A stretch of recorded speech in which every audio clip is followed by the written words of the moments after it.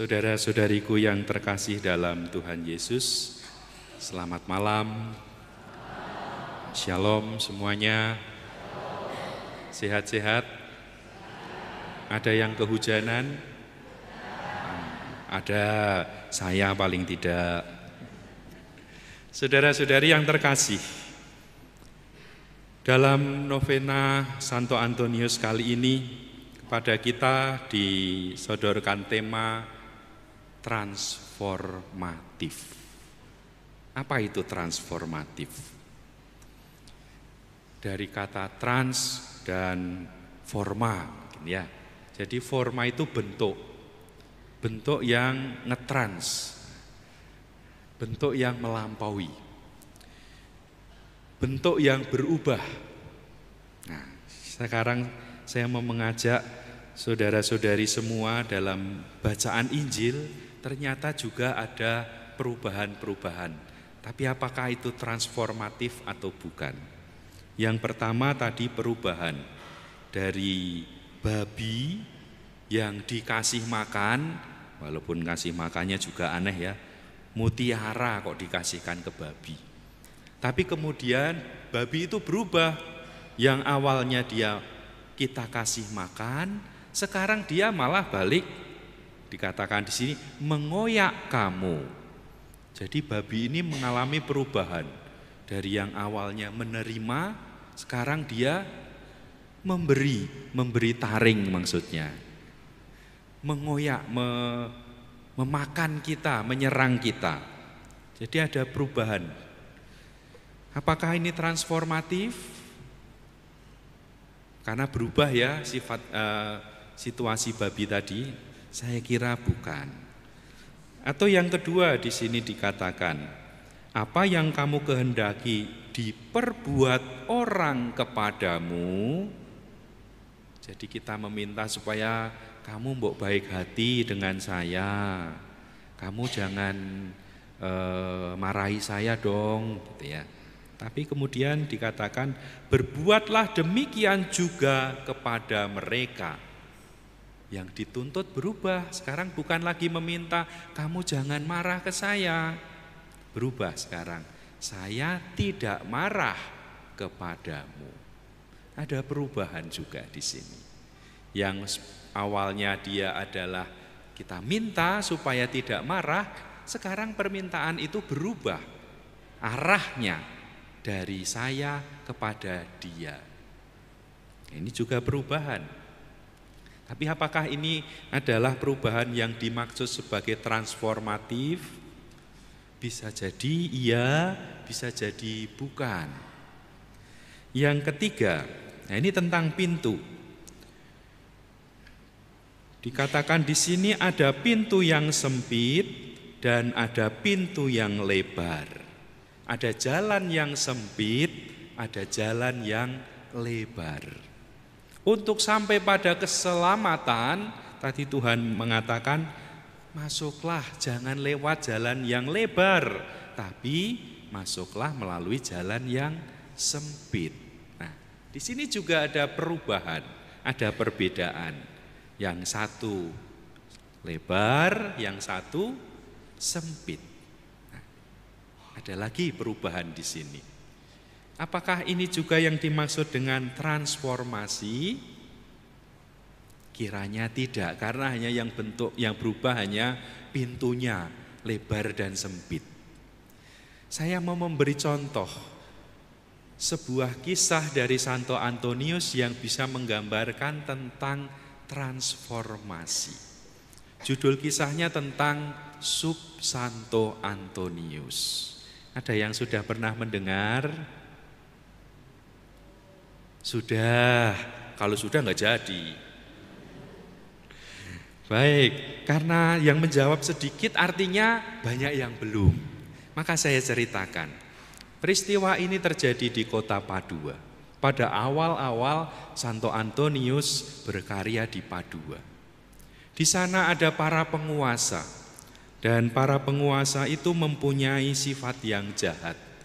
Mereka juga mempraktekkan rentenir, meminjamkan uang atau barang dengan bunga yang tinggi. Karena itu banyak rakyat dari kota Padua yang terjerat. Kalau misalnya dulu sudah ada internet, mungkin bentuknya pinjol ya. Tapi waktu itu belum ada, sehingga adanya rentenir, meminjamkan uang atau barang dengan bunga tinggi. Tentu saja kemudian banyak orang yang tidak bisa mengembalikan pinjamannya. Banyak orang yang kemudian terjerat hutang kepada rentenir yang adalah sebagian besar penguasa kota, menguasai kota itu. Ada memang wali kotanya, tetapi wali kota itu sudah dikuasai oleh para rentenir ini. Akibatnya adalah kemudian banyak orang yang tidak bisa mengembalikan hutang, maka kemudian mereka dipenjara. Dan supaya mereka bisa dibebaskan dari penjara, maka keluarganya harus menjalani kerja paksa. Kalau misalnya bapaknya yang terlibat hutang dan kemudian dia dipenjara, maka istrinya, anak-anaknya, kemudian kalau sudah punya cucu juga, cucunya dipaksa untuk bekerja pada rentenir yang bersangkutan. Sampai kemudian hutangnya bisa lunas. Tapi tentu membutuhkan waktu yang begitu panjang. Juga untuk anak-anak dari korban, ada yang kemudian dipaksa untuk menjadi wanita penghibur oleh para rentenir ini. Nah, inilah kejahatan dari para penguasa, khususnya para rentenir di kota Padua. Ketika Antonius datang, dia melihat situasi ini, apa yang dia lakukan?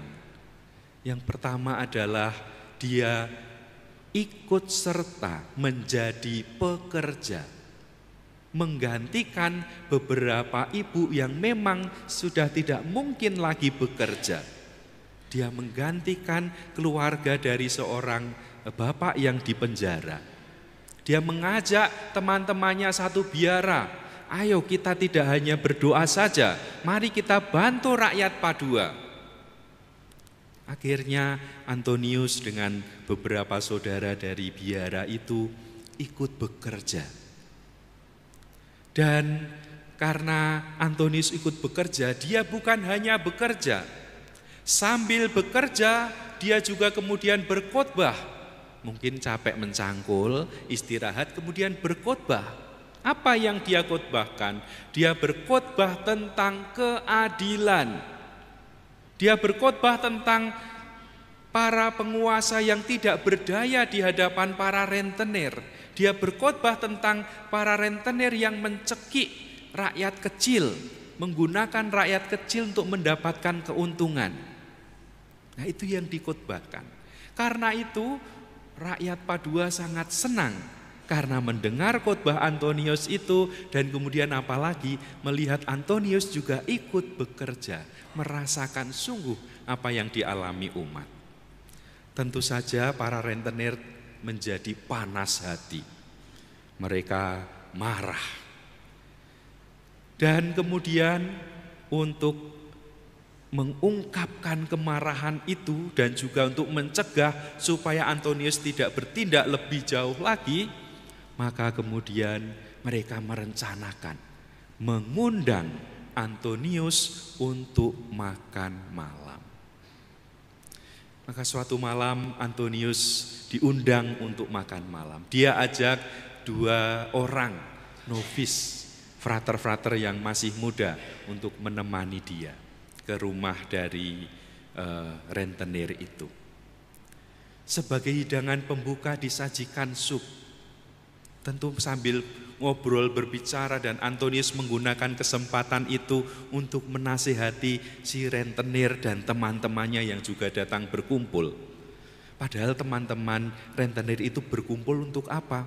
Untuk melihat rencana yang sudah dibuat. Ternyata sup yang dihidangkan itu sudah diberi racun. Mereka ingin membunuh Antonius. Mereka ingin membinasakan Antonius karena Antonius dianggap menghalangi rencana-rencana mereka. Apa yang terjadi kemudian? Nah, ketika sup pertama 1 centong gitu ditaruh di mangkok. Kalau Antonius dikasih satu sendok sayur ya, 1 sendok sayur, dia mengatakan baik cukup. Nah, 2 frater ini yang masih muda ini kasih 1 sendok begitu, tambah lagi, kurang, tambah lagi. Mereka tidak tahu kalau di sup itu ada racunnya. Tapi Antonius karena terang Roh Kudus, dia tahu apa yang direncanakan. Maka kemudian dia mengatakan, saudaraku, kamu boleh merencanakan hal yang jahat kepadaku, tetapi apa dosa dari anak-anakku ini, 2 frater yang masih kecil-kecil ini? Tapi supaya nama Tuhan dimuliakan dan supaya kamu mengalami pertobatan, saya akan makan sup ini. Akhirnya dia melarang 2 fraternya untuk makan sup, dia yang makan sup itu. 1 suap, 2 suap, 3 suap, sampai kemudian 1 mangkok habis. Dan Antonius tidak apa-apa, dia tidak sakit, tidak mual-mual, tidak diare juga, tidak pingsan, Antonius tetap sehat. Racun yang ditaruh itu tidak berpengaruh pada diri Antonius. Melihat hal itu, rentenir-rentenir itu pun kemudian bertobat. Mereka mengaku salah kepada Antonius. Dan kemudian apa yang terjadi? Antonius mengajak para rentenir itu, kemudian hari berikutnya berkumpul dengan wali kota serta pengurus kota. Antonius meminta yang pertama, supaya semua tahanan dibebaskan. Yang kedua, supaya dibuat undang-undang bahwa tidak boleh ada seorang pun yang ditahan karena tidak bisa membayar utang. Undang-undang ini disahkan. Dan rentenir-rentenir tadi, mereka sungguh-sungguh bertobat. Karena apa? Karena setelah itu mereka mengembalikan semua hutang dari rakyat Padua. Mereka mengatakan, karena sup Antonius maka kami akan selamat. Dan keselamatan kami ini harus juga membawa kebahagiaan bagi banyak orang. Semua orang yang terjerat hutang dibebaskan, bahkan yang dirugikan kemudian diberi ganti untung. Para rentenir ini sungguh berubah. Kota Padua sungguh berubah. Berubah suasananya menjadi penuh sukacita. Berubah juga strukturnya karena ada undang-undang yang baru itu. Itulah saudara-saudariku yang disebut dengan transformasi. Perubahan total dalam diri. Perubahan yang juga berpengaruh kepada orang yang lain. Maka kalau kita juga ingin mengalami transformasi, ada 3 syarat yang dibutuhkan.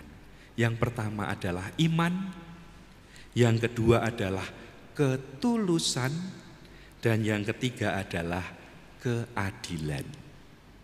Kalau gereja mau bertransformasi, maka gereja perlu menguatkan iman umatnya.